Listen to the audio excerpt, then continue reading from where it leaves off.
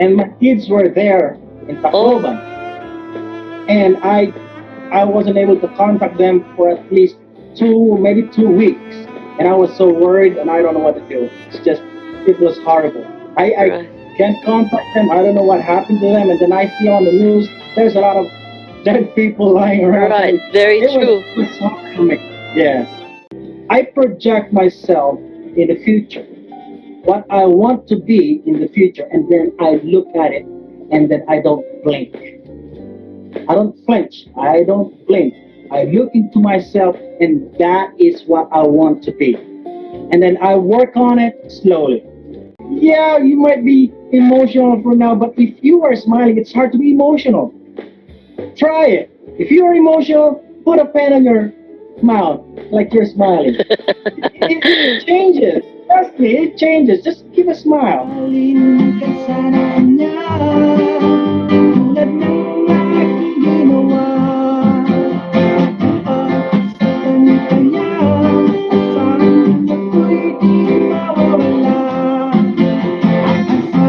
Magandang araw mga ka-gratitude. Ang aking dalangin, lahat kayo ay alive at kicking. RK po ang inyong ka-gratitude. Maghahatid na naman po ako ng bagong story ng buhay na magbibigay sa ating ng good vibes at pag-asa.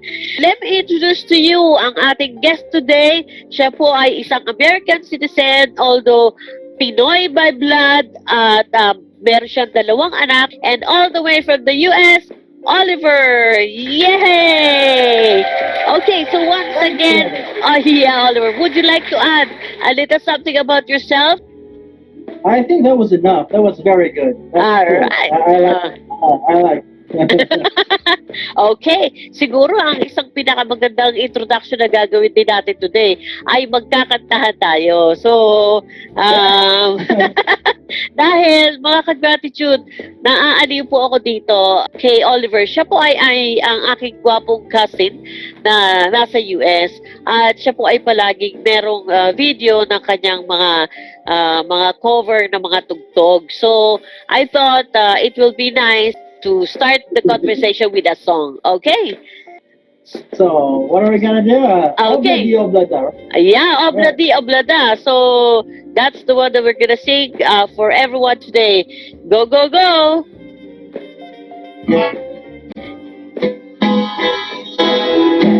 Just when That's a borrow in the marketplace. Only is the singer in a band. That's my sister, only girl, I like your face. And only says this when she takes me by the hand. Hey, hey, oh bloody, life goes on, bruh. La la, how the life goes on. Oh bloody, life goes on, bruh. La la, how the life goes on.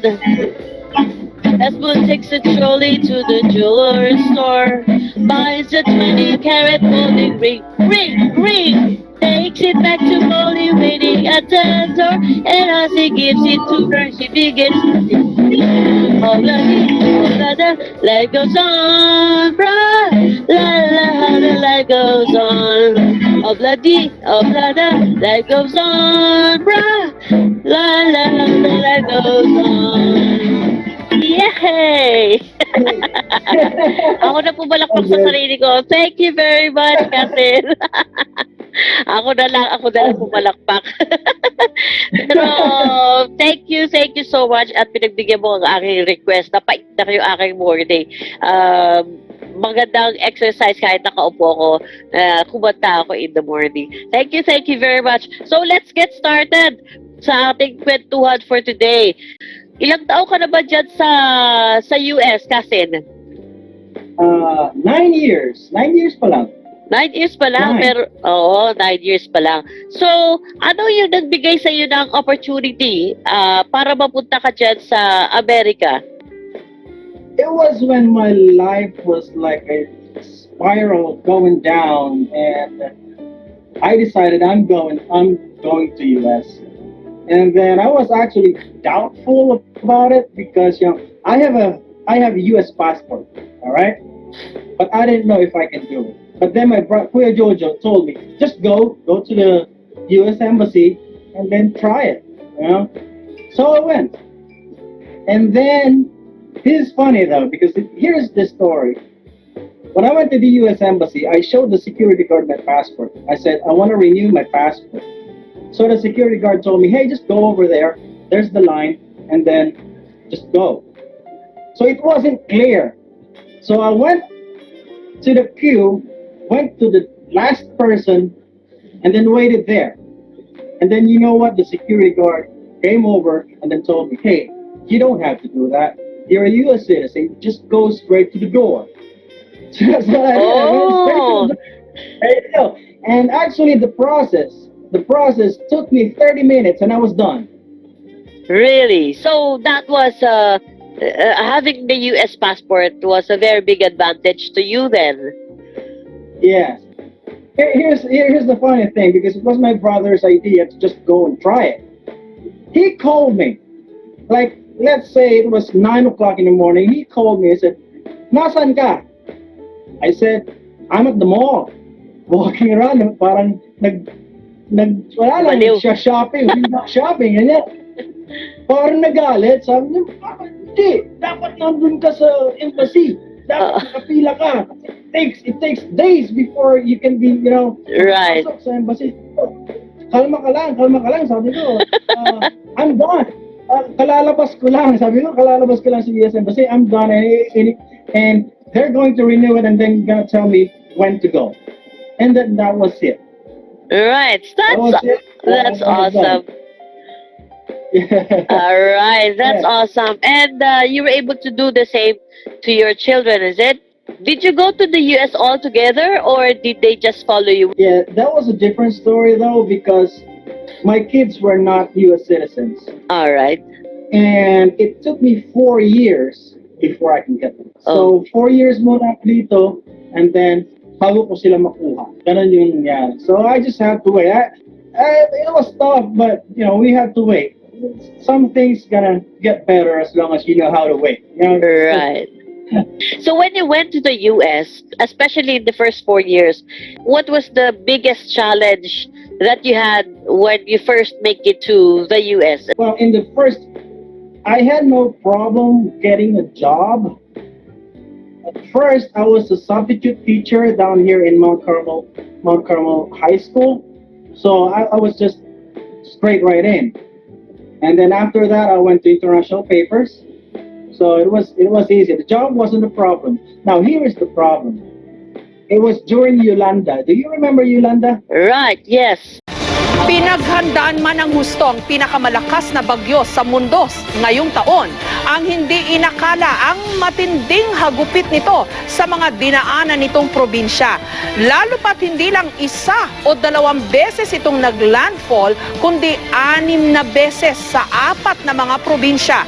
1 beses sa Samar at sa Leyte, 2 beses sa Cebu, pagkatapos 1 beses sa Iloilo at sa Palawan. Ito nga ang aming nasaksiyan kanina, bandang alas 3 pa lamang na umaga. Pero bago yan, ipapakita namin sa inyo itong kuha ng team na pinamumunuan ni Labanyuber at ng satellite team dito po sa may Palolete. Ito po yung simbahan kung saan sila nagkubli kanina. And my kids were there in Tacloban. And I wasn't able to contact them for at least maybe 2 weeks. And I was so worried and I don't know what to do. It was horrible. I can't contact them. I don't know what happened to them. And then I see on the news, there's a lot of dead people lying around. Right, very true. It was hard for me. Yeah. So that was the hard part for me. For my job, my family on the other side of Fesniak's family, they are here. They're all here. So it's kind of easy to adapt. All right. Well, actually, in this village, it's like the Fesniak's village. Really? I said that because a lot of Fesniaks lives here in this village. Oh, well, good for you. Well, you just mentioned you were a substitute teacher. I just remember back in the Philippines, you were teaching, right? No, I'm not actually a teacher. I'm not a teacher. I was working in a university in the IT department, but I wasn't a teacher. There are times when they gave me loads, when we say load, like a subject that you are going to teach, but it's up to me if I agree or not. Oh, They cannot force me because I'm not a member of the faculty. I'm in the personnel. but And not. then when I came over here, that was good. So when I came over, I had that on my resume, so they just accepted me right away. And then we had this like what you call it, like a try. They tried me, like they gave me a topic and then can you explain this to me, like that. And then I tried, and then they hired me. And you made it. What exactly? But actually, Go ahead. yeah, but actually, it wasn't a full-time job. It Oh, wasn't but it wasn't enough. What I'm earning wasn't enough, so I have to go to in the same school, but I have to get other jobs like cleaning. I was a janitor while I was substituting teacher, and I was also cleaning after school so I can get more money. I have to send money in the Philippines, so right. it's just that's the way it is, and I got to do what I got to do. So I was a janitor. I was in the morning. If I have to be a substitute for the librarian, I can be a librarian. Yeah, it's all automated. It's computerized, so it's not actually a problem to be a librarian. Right. Okay. And then after that, I found a better job, which is like a 5-minute drive away, and it's a big company. It's actually international paper is a universal company. Like all over the world, there is international papers. There is one in India, in Russia, in Malaysia, in the United States. Actually, we have a lot. In Europe, yeah. So I stay there until now. So I'm there. Oh, okay. So that one, you stick to that job already Yeah. until today. Oh, okay. And how about when your children already made it to the U.S.? How did they cope up? Well, at first there was like they have to adapt to the weather. It's cold over here. Yeah, as you can see, I have my beard. Yeah. Oh, you intentionally. That's for the weather, is it? Yeah. So most men actually, I would say like 50 to 55% of men wearing beard. So it's like normal. So when they got here, they have to adapt to the weather and the school system. It's a little bit different from our school system, but it didn't take that long. They were able to adapt. Actually, both of them are honor students since they started. So I'm very proud of that. Right. Dory is an honor student. When she graduated high school, she was on a top 9. She was in the 9th position of all high schools. So I was very proud of that. Orville is always an honor student, so I'm also very thankful for that. When Dory graduated, she had a full scholarship from Pennsylvania State University. I don't have to pay a cent on her education. Everything is paid. The laboratory is paid. The dormitory is paid. The food is paid. Books, computers, and everything is paid. Ooh, Actually, you're so when lucky. the pandemic yeah, when the pandemic, when we had this pandemic, then they have to go online, right? Right. But then the U.S. government gave the money that they are supposed to get for the dormitory, because they're supposed to pay the dormitory, right? Right. But Right. then they are doing online, so Dory was home, but still she got the money. And do you know Ooh. what she did? What? She bought a car. So She smart, bought a girl. car for herself. Yeah. So that's what she did. It's okay. And you know what? She is a Dean's Lister for Ooh. straight years. Yeah, and see Amazing. how proud I am. Yes, very, Yeah, very proud. You mentioned something about pandemic, just to relate the next question that I'm gonna have. Now, in during pandemic, which happened or started last year, you in the U.S. together with your children, how were you able to cope up? How was it? How was the pandemic from your end? well, if you compare the situation here with the situation in the Philippines, I believe it's much easier over here because when the pandemic started, they just all went online.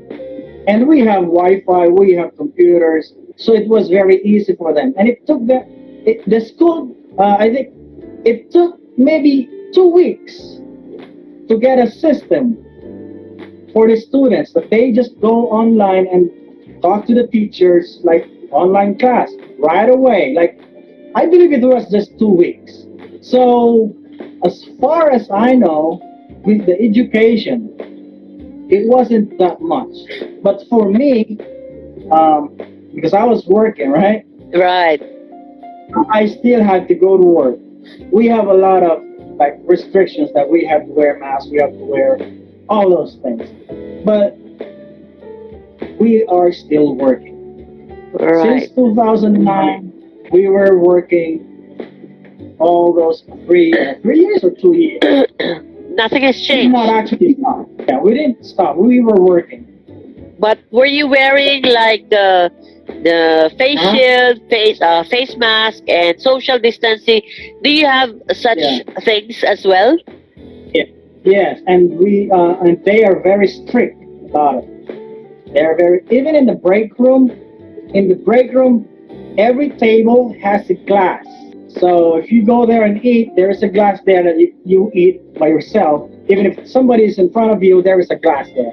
So they put all those things just to avoid this COVID-19. All And right. they're very good at that. Yeah, they're very All good at that. right. That's And good. they provide all the workers masks. So actually, we don't have the face shield. It's up to you if you want to wear a face shield. But we are wearing masks until now. Until Now today. here's the thing. Here's the thing that affected me because I have to work 12 hours every day. Because a lot of people quit working Oh, because of the pandemic. Yes, a lot of people quit working, and so what happened is our company is open 24 hours. It's manufacturing 24 hours. So what it meant what it meant is if somebody quits, you have to cover that person for 4 hours. wow. So if you're working 8 hours as a regular, you have to cover another 4 hours for that day because somebody quit. We are the one who are working that is actually suffering. But you know what? I'm very thankful about it. I'm paid for that. You know, to get overtime, I'm paid for that. Okay, I'm strong. I'm able. I'm young. So I'm gonna be working. So I didn't care about the overtime. But you know what? There's a lot of people at work that are miserable because of this, and I don't blame them because some of them are nearly 60 years old. They can't work they can't work 12 hours. Right. Complaining, you know? All So, right. well, I hope it's gonna end soon because I don't want to work 12 hours for the rest of my life. Right. But until today, are you still doing that extra 4 hours? Is it on a daily basis? Yes. Some and even yesterday, Saturday, right? Saturday here, we work on Saturdays. We are only supposed to work 5 days a week, Uh-huh. right? But because of this pandemic, we are always working Saturdays. How about your health? How do you take care of your health to make sure that you don't get all this stuff of COVID that everybody's talking about? That's gonna be a hard question because I don't take care of my health. So that's gonna, but here's the thing: I eat, I take vitamins, just a little exercise. Not really. I'm not really serious about it. So I think it helps. You know, taking vitamins every day. That's all. Okay, how about vaccinations? Vaccinations has been happening here in the Philippines, and yeah, it's been like there's been like millions of doses that have been given to the Filipino people, and still currently ongoing. How about you there in the U.S.? You Yes, yourself, have yes, you had your vaccination too? yes. Almost everybody had the vaccines already. So yeah, Dory had her, I think, last year, and Orville can't get it yet because he is only 15 years old. So maybe next year he'll get it.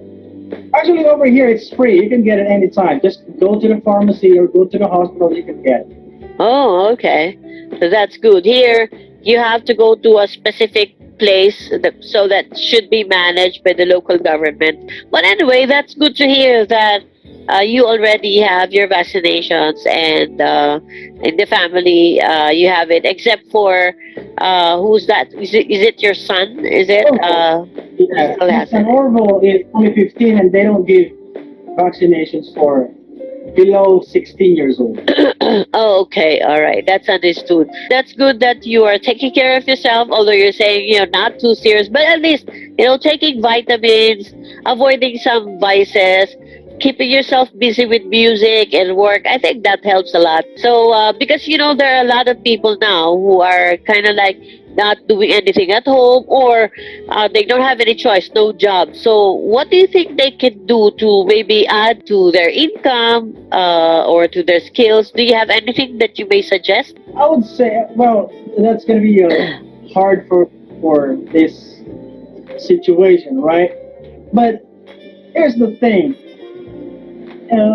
We are all struggling, right? We all struggle every day. But it doesn't mean we are failing. It doesn't mean we are failing. We just have to continue what we are supposed to do. Oh, okay, we don't have a job for now. That's all right, but we have to continue. We have to search for a job and keep on going. It ends when you say, I'm done. Yeah, I'm done. And that ends there. But if you say, yeah, this will pass, I'll keep on going. I'll keep on. Yes, I am struggling, but I have to be thankful for what I have right now. I have to be thankful for what I have right now and keep on going. It doesn't mean I am failing. No, it's not. No, it's not. We feel what actually everybody feels. We are all struggling. We are all struggling maybe in different ways, but we are still we are struggling. But you just have to keep on going. Right. So it's a matter of like acknowledging. You acknowledge what the situation is. Then once you know where you are at, then you move forward because you're still alive. You can still do something. It's something that There you go. I think Yeah. we should be looking at. You're still alive. When in Tagalog we say, habang may buhay, may pag-asa, right? Oh my buhay. Yeah, there you go. Do you have any life code that you are actually like holding on every time, especially when you are in the like in a situation when you are struggling, that we can share to our kababayan, to our gratitude, because there are those people who are starting to have fears, and they're losing their trust, their faith on surviving, especially in this time of pandemic. Yeah. Okay. Here's what I can share about this about the situation. Right. Actually, I do this myself. I do this. I read it somewhere in a book. I don't know where did I read that thing, but here it goes. I project myself in the future, what I want to be in the future, and then I look at it, and then I don't blink. I don't flinch. I don't blink. I look into myself, and that is what I want to be. And then I work on it slowly. That gives me hope. That gives me hope and keeps me going. I know it's hard, but whenever I see myself like 10 years, maybe 20 years from now, that is who I am, and that is what I'm gonna be. I keep on going. It's hard, but I keep on going. And here's the thing: give a smile to everyone. I always smile. I keep telling my kids about this. Just you smile. You have no idea what vibe it gives whenever you smile. Even to strangers, just smile. You know, it gives you a different feeling. You know, yeah, you might be emotional for now, but if you are smiling, it's hard to be emotional. Try it. If you are emotional, put a pen on your mouth like you're smiling. It changes. Trust me, it changes. Just give a smile. It doesn't mean that that our life is not hard. Yes, it is. It's hard, but give a smile. Right? That's all I Right. can share. Thank you for that, Oliver. And now we call this the next segment. I call this the counting of blessings. You know, some people they thought this are you only give thanks to big things that happens to you to your life. So I would like our gratitude and watchers to hear from you of what you consider still blessings despite of the challenges that we all go through on a daily basis. Yeah, that's very nice. Yeah. Well, actually, I only see blessings during the pandemic, but I train my mind to see the blessings. For example, because of the pandemic, my daughter bought her own car. Woo! It was because of the pandemic. All right. Now I can get more time with my son because of the pandemic. He is always here doing online. So when I'm home, he's home. He doesn't go anywhere, and I'm very happy about it. That's all I see in the pandemic. I don't want to see all those downs. Right. I always see what are the blessings because of this. There is always a blessing in every situation. So all you gotta do is train your mind to see what are the blessings. That's all I can share. Right. Very true. Very true. It's training our mind. It's our mindset that will, help us survive. With the other people that I spoke with, some are really like they were saying a lot of good things actually happened to them during the pandemic. It's really. I think it will depend on your perspective on how you look at things, which I agree with you. And so now, still about blessings, but this time, I would like to call this as a shout out of thank you or thank yous. All right. So in this segment, in this another segment, this I would like you to let us take this opportunity to thank the people that we can specially mention, or the sometimes people don't realize that or sometimes we don't realize that the people just next to us, we forget to thank them, or maybe the people who impacted our life. Maybe it's this is the time that we can shout out to everyone in the world to say thank you to them. Go ahead, Kasit. I would like to thank first, of course, God Almighty, and I want to thank my coworkers down in the Philippines. They gave me hope. My coworkers there, friends, and I call them family too. Aside from my kins, I call them family. They helped me a lot. You can't imagine what effort they made for me. Okay, so I am really grateful for that. Okay, and another thing, my family over here in the United States, they were very helpful. They are very supportive. They are very supportive towards my kids too, and they push the kids. You can do this, you can do this, and I am very thankful for that. And thank you for having this opportunity. I am very thankful. You trusted me to do this. I was actually nervous. Okay, I'll just do it. It's my effort, so who cares? All right. So that would be it. And I'm also, by the way, I'm also thankful for my coworkers. They are great. They are very helpful, and they helped me a lot during, especially when I started on my first year. They helped me a lot, so I'm very thankful for that. It helped me a lot. Okay, so I don't want to forget anyone. I don't want to mention a name because what will happen. You might have favoritism. Yeah. Yeah. How about your family in the Philippines? How's Jojo? I haven't heard from him. How are they doing right now? Well, The last time I talked with him was, I think, 2 or 3 months ago. He was planning to go home, but I don't know if he is already home. For now, I think they're all doing great. Jomer has a girlfriend, so I'm happy for him. So you know his That's all I love got. life. Yeah, and yeah, it's very great. And Chini, I think, is going home to San Antonio to summer, and I think they're doing farming while my brother is in Saudi Arabia. So I think I believe they're doing great. All right. That was a very quick conversation, but very, very meaningful. And I'm sure anyone who's gonna be listening to the inspiration, to the story that you shared, will surely be inspired. And that's a very good one to share to our watchers and gratitude. And I also would like to take this chance to say thank you very much, Kasin. I know, I couldn't remember yet any situation in the past where we were able to like meet face to face.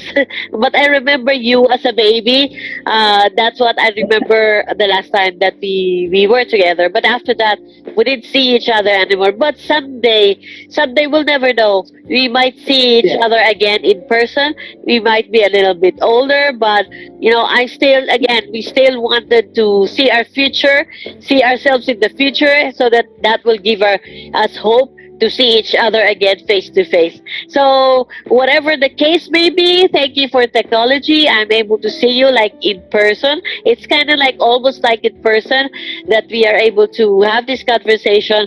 And thank you very much for doing it in my channel, Project Gratitude PH. So that's about it. Thank you very much for your time. You take care of yourself always, and regards to your children, and God bless you. Bye-bye. Thank you. I love you, cousin. Yeah. Ito, composition ko to uh, for my late wife, but this was written like 20 years ago, and Oh. I hope I remember the lyrics.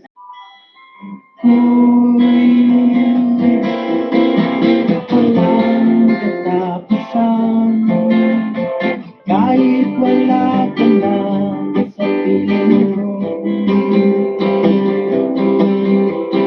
Ngunit kailangan ko mabuhay nang wala ka